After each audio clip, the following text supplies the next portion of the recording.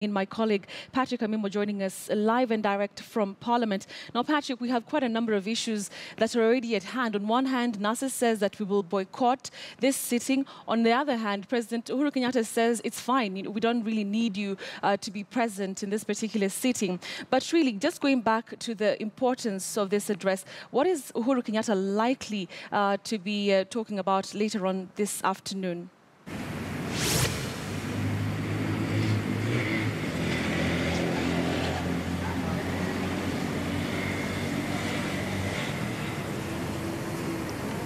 All right, Patrick, if you can hear me, let's talk about President Uhuru Kenyatta's address. What is it likely to entail, even as we find ourselves in a situation where NASA says they're ready to boycott this sitting, and the president says it's okay, we don't really need you to be present? The official opening of the 12th Parliament, its first session is today, has been scheduled for today at 2:30 p.m. where speakers of both houses, that is the Senate and National Assembly, have convened this particular sitting and invited President Uhuru Kenyatta to come and address this particular session. It is an invite that has caused a political division. We've seen the opposition, NASA, say that they'll boycott this particular state address by the president because, as they indicate, he is currently enjoying temporary incumbency under Article 134 of the Constitution.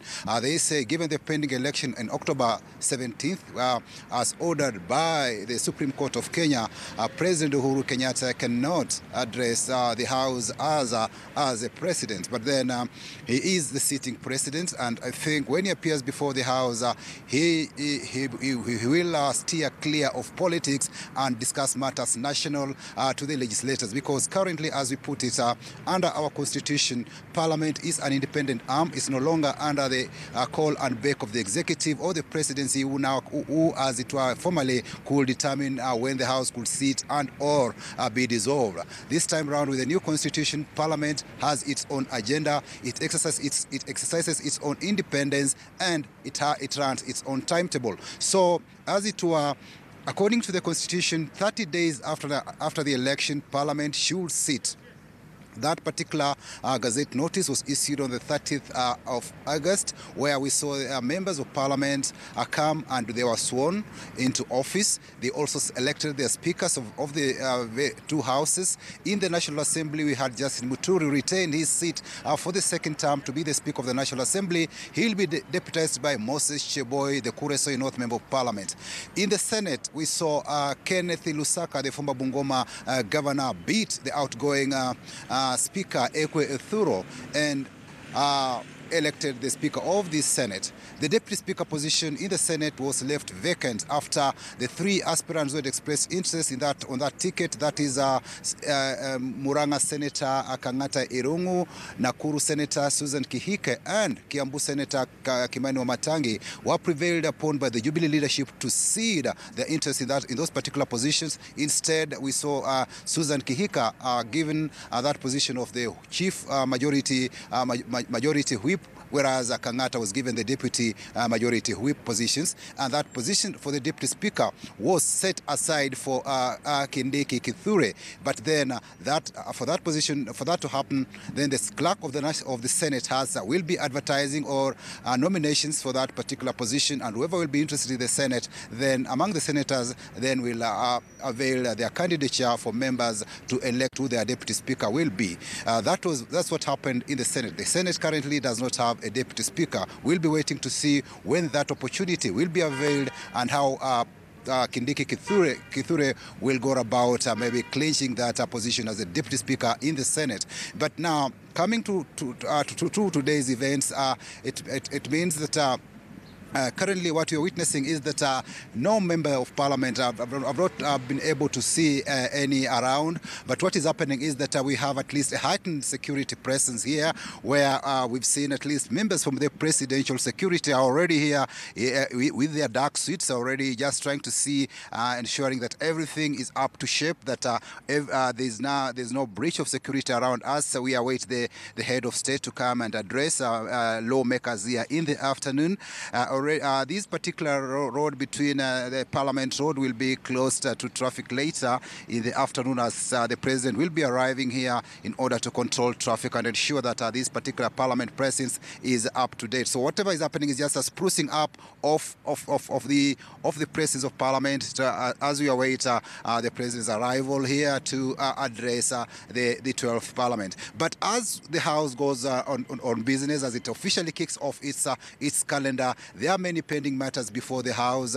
Remember, there's the gender parity rule that was never passed by the 11th Parliament. It's a matter that is pending because the Constitution requires that at least not more than 2/3 of elective or appointed positions should be occupied by persons of the same gender. So that's a duty or a mandate that the 12th Parliament will be negotiating, navigating to see how it will pass that piece of legislation, because in the previous attempt, in the 11th Parliament, we saw 2016 alone 4 attempts to pass that bill, both in the National Assembly and the Senate, and it flopped. So we'll be seeing to see how the 12th Parliament will go about it. There are those who are of opinion that this particular law should be progressive and not imposed, because there's no clear formula on how they will demarcate which particular constituencies should be a preserve for either the female gender or the male gender.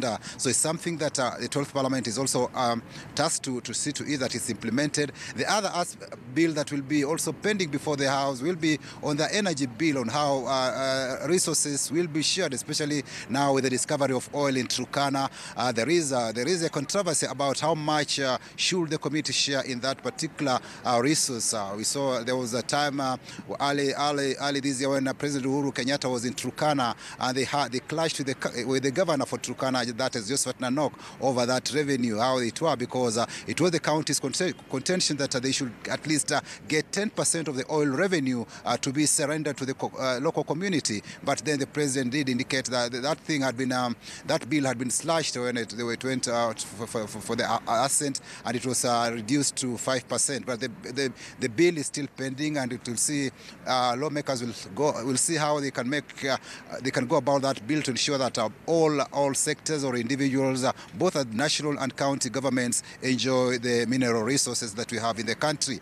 So that is what is happening here presently, Betty. But we expect when the president comes on board to address these particular sitting, he will tackle national matters and not engage into party politics, because as it were, he is enjoying temporary incumbency, and he cannot come to push a Jubilee agenda on the floor of the House until and unless Kenyans give him that mandate on October 17th, if he will be elected the president then. Betty? All right, Patrick, you've highlighted the work that is awaiting members of Parliament, but also let's just talk about the inner workings, because like you mentioned briefly, we're dealing with a House that is already divided. You have quite a number of gaps between, the various parties. Jubilee and its affiliates already has about 204 members of Parliament. You have NASA with 129, independent candidates 14. What are we looking at in regards to just how this Parliament will be working, considering that we're already hearing sentiments from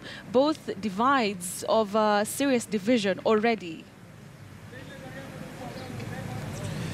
There is this so-called tyranny of numbers. I think it's something that we saw play out in the 11th Parliament, where at least parties felt that they could utilize that tyranny of numbers to frustrate either some of the legislations that are passed from the either by the opposition or whatever the ruling that time. Jubilee could maybe introduce those friendly legislations to its own advantage. But then it's not the first time that we'll be witnessing a House that is enjoying maybe supremacy, in terms of majority numbers in the National Assembly. Remember, in the 10th Parliament, we also had a similar scenario when former President Mwai Kibaki came to the House with a minority. That time round, ODM was enjoying at least a majority in the House, and they thought, even with the election of then Speaker Kenneth Marende, the ODM side then in the 10th Parliament thought they would use their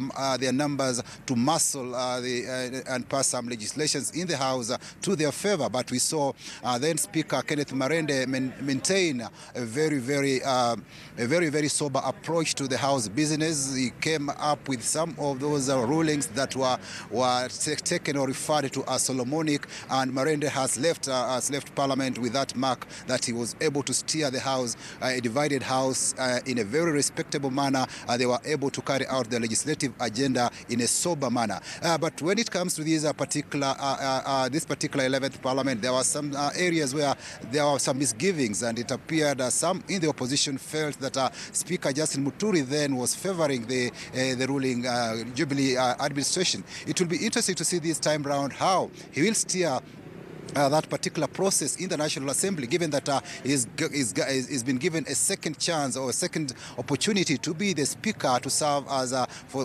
Speaker in the National Assembly for the 12th Parliament. So it will be, Kenyans will be watching out to see whether he will steer debate in the House in a manner that is sober and ensure that both sides of the House, the majority and the minority, are heard, and the legislative agenda of Parliament is passed, because basically the role of Parliament is to debate and discuss matters touching on national concern and concerning people. So we expect, though partisan politics might come into play, especially when each party tries to push its agenda, but I expect national priority will carry the day, and the Speaker will be able to control the House and ensure that our members discuss debates in a sober manner, and we don't have altercations and or fisticuffs, as was the case some embarrassing moments in the 11th Parliament. Betty? All right, Patrick.